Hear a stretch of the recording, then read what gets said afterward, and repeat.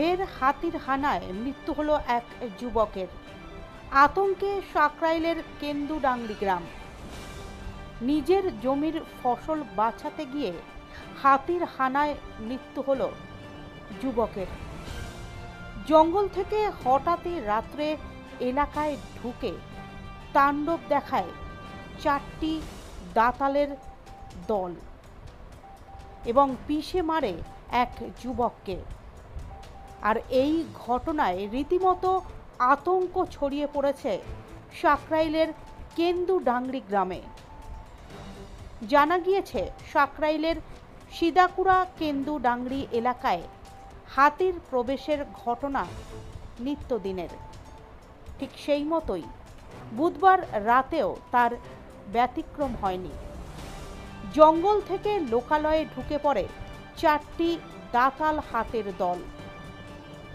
এলাকাবাসীরা জড়ো হয়ে হাতি এলাকা থেকে দূরে সরিয়ে নিয়ে যাওয়ার জন্য হুড়োহুড়িতে হাতির পায়ের তলায় পড়ে যায় বছর 23-এর ওই যুবক সঞ্জিত মাহাতো এবং তৎক্ষণাৎ ওই যুবককে পা দিয়ে পিষে দেয় একটি পূর্ণবয়স্ক হাতি। তৎক্ষণাৎ ওই যুবককে আশঙ্কাজনক অবস্থায় ঝাড়গ্রাম সুপার স্পেশালিটি হাসপাতালে নিয়ে যাওয়া হলে চিকিৎসকেরা তাকে মৃত বলে ঘোষণা করেন। গোটা ঘটনায় বন দফতরের বিরুদ্ধেই একরাশ ক্ষোভ উগরে দিয়েছেন ওই এলাকার বাসিন্দারা। ঘটেছিল বলতে দিনে তো কয়েকদিন থাকতেই আর কি, কয়েকদিন নয় বরাবরই হাতির মানে আনাগোনাটা আমাদের এই পাশে আছেই। তো গতকাল যেটা হয়েছিল আর কি, ফার্স্ট আমরা শুনেছিলি যে এই সোনাকুমড়ার সামনাসামনি হাতিগুলো আছে, কটা আছে আমরা এরকম জানি যে 3-4টা হাতি আছে। তারপরে ঠিক রাত 10টা নাগাদ হাতিগুলো আসে।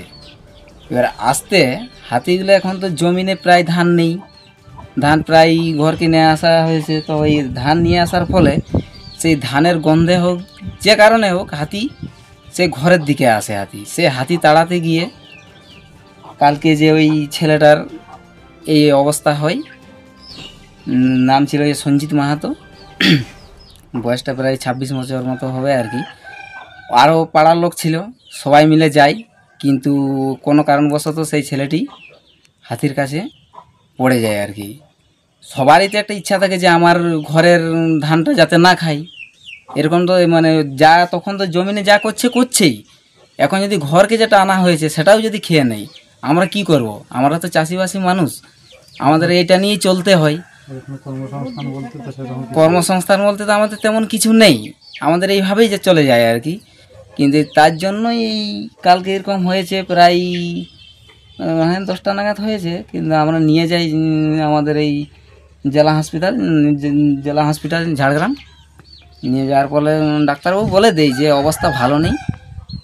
তো আমরা যথাসাধ্য চেষ্টা করছি যতটা করা যায়। তো ডাক্তারবাবু যাই হোক চেষ্টাও করেছিল, আমরা ভাবছিলি যে বাইরে নিয়ে যাব, কিন্তু যতক্ষণ আমরা চেষ্টা করি আমাদের চেষ্টার কোনো কাজ হয় না আর কি। বন দপ্তর কী করে তাহলে? বন দপ্তরকে আমরা সময় মতো কি আমরা প্রায় পাই না। প্রায় 1-1.5 মাস আগে আসছিল, এই বন অবধি আসছিল। কি হয় কি জানি না, ওই রাস্তার ওই পাশে থাকে, তারপরে আর এই পাশে আর পেরায়নি। কি হয় যদি ফোন করা হয়, এই পাশেও হাতি এই পাশেও হাতি, আমরা কোন পাশে যাব, আমরা কি করব, এইভাবে বলে ওরা পার করে দেয়। তখন আমাদের কি করতে হয় যে আমরা যতটুকু পারি আমরা মশালের জন্য মোবিল বলি, চট বলি, ওগুলো আনতে যাই আমরা। কিন্তু আমরা তো আর বন দপ্তরের লোক নই, আমাদের অতটা সাহসও নেই। কিভাবে কি করে তাড়াতে হয় আমরা যতটুকু পারি বম টম দিয়ে তাড়াই। কি নাম আপনার? আমার নাম অনুপ মাহাতো।